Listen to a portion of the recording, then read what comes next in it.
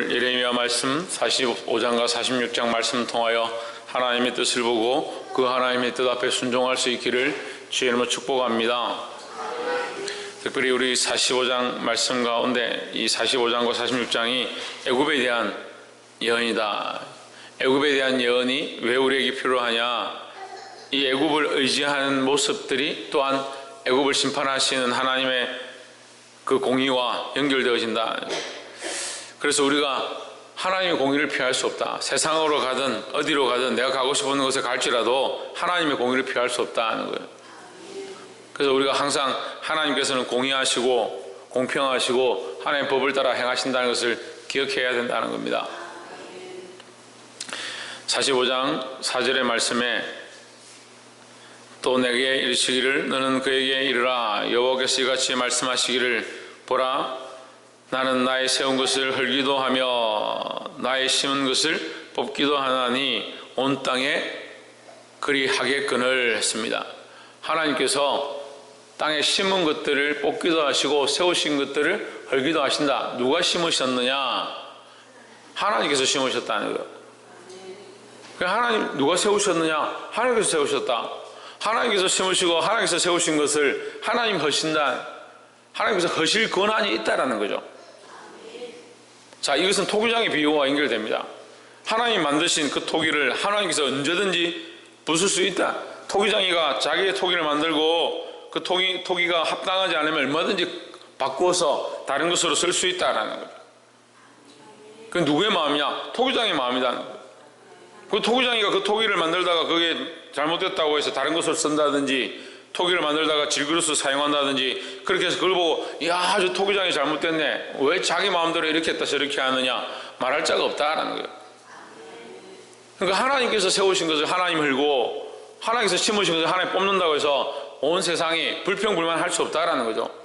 그래서 우리가 이 말씀을 통해서 알아야 되는 그것은 전능하신 하나님의 뜻에 달려있다라는 겁니다.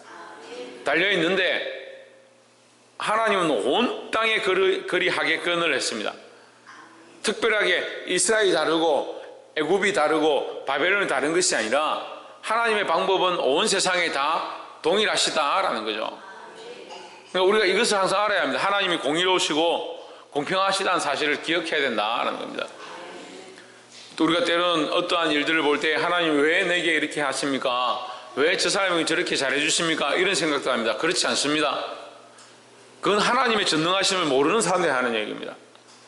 그건 어리석은 세상 사람들이 하는 얘기예요. 애굽이 볼 때는 우리가 아무것도 하지 않았는데 이스라엘이 그냥 우리에게 왔을 뿐인데 왜 우리가 북방에 공격을 당해야 되느냐 이렇게 생각할 수 있습니다. 하지만 애굽 스스로는 뭘 하고 있느냐? 우상을 섬기고 있는 겁니다. 바알과 아스다롯을 섬기고 있는 겁니다. 그들의 그 범죄함으로 말미암아 뭘 당하느냐? 하나님 앞에 책망과 심판을 당한다라는 거죠.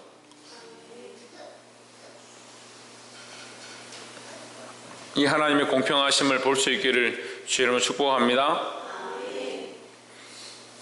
하나님의 공평은 어떻다? 예, 온 땅이 동일하시다. 그럼 어떻게 온 땅이 동일하십니까?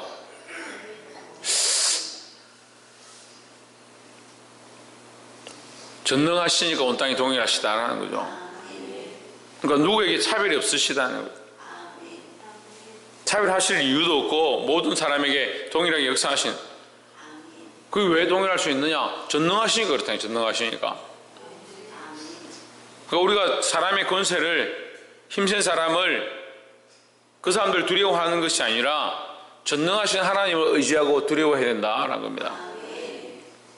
그러니까 환경과 상황에 어려움들이 닥칠 때 그것을 바라보고 두려워할 것이 아니고 하나님을 두려워해야 된다는 거예요. 그리고 반대로 얘기하면 하나님이 두려운 존재고 하나님이 가장 의지할 존재니까 세상의 것들은 두려워하고 의지할 필요가 없다라는 거죠. 그래서 세상을 이기는 방법을 설명하라 하면 어떻게 하면 세상을 이깁니까? 하나님을 의지하면 이기는 거예요. 하나님을 바라보면 이길 수 있는 겁니다. 두 번째는 46장 10절에 그날은 주 만군의 여호와께서 그들에게 온수 갚는 보수일이라 칼이 배부르게 삼키며 그들의 피를 가득히 마시리니 주 만군의 여호와께서 북편 유브라데 하숫가에서 희생을 내실 것임이로다 하십니다. 11절까지 한번 연결해서 보겠습니다. 처녀 딸 애굽이여 길르앗으로 올라가서 유황을 취하라. 내가 많은 유약을 쓸지라도 무유하여 낫지 못하리라 했습니다. 46장 초반에 보면요, 애굽의 나라에 대해서 얘기하는데 나일과 유브라데의 창이람, 그러니까 그런 문명으로 말미암아 굉장히 발달되어진, 굉장히 잘 사는 그런 나라. 또 용사가 많다. 용사가 일어나서 북방과 싸울 것이다. 용사가 많다. 말이 많다. 병거가 많다. 칼이 많다. 뭐를 의지하고 있냐? 애굽은 칼과 자기들의 능력과 자기들의 문화를 의지하는 거예요. 그 11절 또 뭘 얘기합니까? 그들이 의학도, 의술도 발달됐다. 자기들이 의술을 의지하는 거예요. 너희들이 아무리 뛰어난 의술을 쓴다 할지라도 내가 치료를 많이 받아도 효력이 없어 낫지 못하리라. 너희의 그 뛰어난 기술이 있다 할지라도 하나님께서 심판하시는데 너희가 그것을 이길 수 없다라는 거죠. 그래서 우리는 우리 힘을 의지하고 세상을 의지하고 나의 능력을 의지해서 안 된다라는 겁니다. 물론 당장에는 그게 효력이 있는 것처럼 보이죠. 당장에는 뭔가 할 수 있는 것처럼 보이죠. 그래서 이 이스라엘의 이 사람들이 어디로 갑니까? 애굽으로 가서 의지하는 겁니다. 그게 커 보이고 문화와 능력들이 있고 군사력이 있고 이게 여기 치료할 수 있는 의술이 있으니까 애굽에 가면 살 수 있을 것이다 생각한 겁니다. 사람의 힘을 의지하는 게 아니라 전능하신 하나님을 의지해야 된다는 겁니다. 우리가 왜 하나님을 의지하지 않느냐? 잘 의지하지 못하느냐? 하나님의 전능하심을 잊어버린다. 하나님의 전능하심을 잊어버리니까 사람을 먼저 의지하는 겁니다. 인생의 방법을 먼저 쓰는 겁니다. 그러니까 인생이 어리석은 거예요. 힘도 할 수 없을수록 하나님을 의지해야 되는데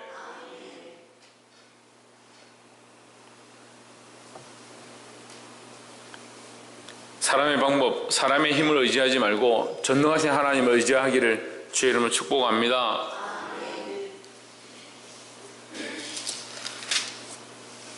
마지막 세 번째로 46장 27절에 내 종 야곱아 두려워 말라. 두려워하지 말라. 이스라엘아 놀라지 말라. 보라 내가 너를 먼 곳에서 구원하며 내 자손을 보르된 땅에서 구원하리니 야곱이 돌아와서 평안하며 걱정 없이 살게 될 것이라. 그를 두렵게 할 자가 없으리라 했습니다.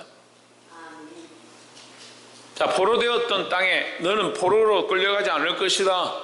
너는 먼 곳으로 가지 않을 것이다 예언하는 것이 아니라 하나님께서 뭐라고 말씀하시냐? 너는 포로되었던 그 땅에서, 그 먼 땅에서, 먼 곳에서 구원을 볼 것이다 라는 겁니다. 자, 하나님은 먼 곳에 있어도, 보이지 않는 곳에 있어도 반드시 구원하신다, 역사하신다라는 거죠.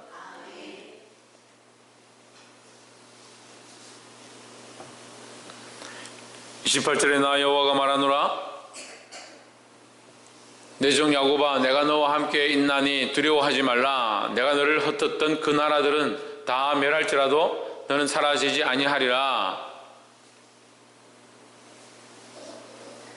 내가 너를 법도대로 징계할 것이요 결코 무지한 자로 여기지 아니하리라 하십니다. 자, 법도대로 징계할 것이요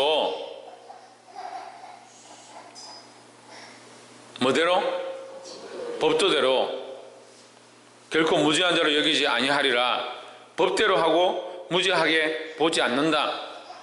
이걸 다시 말하면요, 너희가 포로되어 가는 이 이유가 하나님의 공의 때문에 그렇게 되어진다.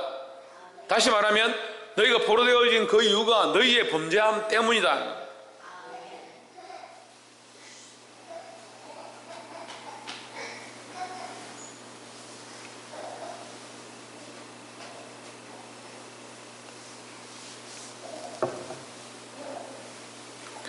하나님은 사랑하시는 자에게 반드시 공의로 행하신다. 우리 첫 번째 말씀에도 나눴지만 하나님은 온 세상이 그러하다. 온 땅이 그러하시다. 온 땅이 왜 그러느냐? 모든 사람의 사람에게 공의와 공평을 행하신다는 거예요.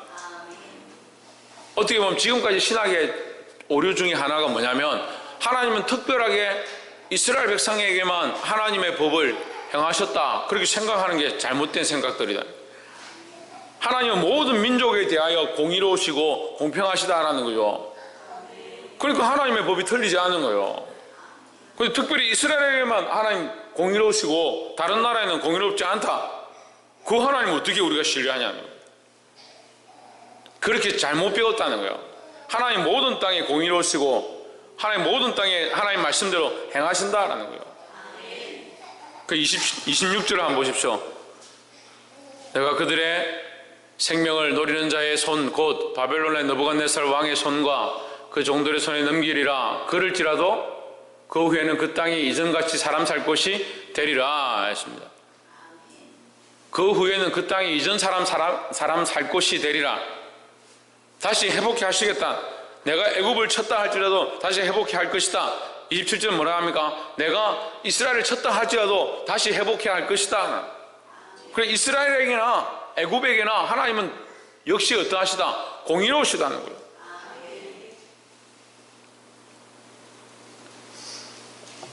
모든 사람에게 공의로우시고 온 땅에 공의로우신 이 하나님, 우리가 하나님을 인정해야 된다는 겁니다. 특별히 이 속에서 하나님의 공의가 모든 땅에 똑같이 있고 모두에게 공평하게 있는 것이 뭐냐? 그게 하나님의 사랑이다라는 겁니다.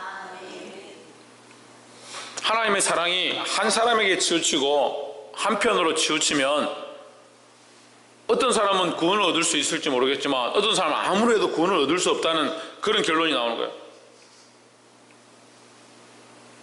하나님의 사랑은요, 모든 사람에게 이 구원의 기회들을 열어주시고 누구나 다 하나님의 이름을 부르는 자, 예수의 이름을 부르는 자는 구원을 얻을 것이라 했습니다. 그러니까 어느 누구나 누구에게나 열려있다는 이 자체가 하나님의 큰 사랑이다라는 겁니다. 말씀 맺겠습니다. 오늘 이 아침에 우리가 애굽을 향한 하나님의 심판의 말씀을 보았습니다. 이유 없이, 아무 이유 없이 그냥 애굽만 심판하시겠다 하는 것이 아니라 애굽의 범죄함, 그들의 말과 병거와 자기의 힘들을 의지하는 것을 하나님께서 반드시 치신다. 왜? 하나님 공의로우시니까 우상을 섬기고 자기들의 권력을 자랑하고 하나님 떠나 있는 이 모습들 결국 심판받게 되어 있다는 거죠. 그것은 이스라엘이나 애굽이나 차이가 없다. 왜요? 하나님 공의로우시기 때문에, 하나님 공평하시기 때문이다. 그래서 우리는 사람을 의지하지 말고, 우리를 구원할 능력이 없는 사람을 의지하지 말고, 당장 눈앞에 보이는 것들을 바라보지 말고 하나님을 의지하고 하나님께로 돌아와야 된다. 그 하나님, 사랑의 하나님께서는 이 이스라엘 백성에게 너희가 죄를 지었기 때문에 반드시 그 대가를 치르겠지만 때가 되면 반드시 너희를 그 먼 곳에서 구원할 것이고 내 자손을 포로된 땅에서 구원하리라고 말씀하고 있습니다. 하나님의 마음에 원래가 구원하기 위해서, 우리를 바른 길로 이끌기 위해서 책망하시고 가르치고 있다는 사실을 항상 기억하고 하나님의 이 마음이 사랑의 마음으로 우리에게 말씀하고 있다는 것을 항상 기억하고 주님 앞으로 돌아오기를 주의 이름으로 축복합니다. 기도하겠습니다.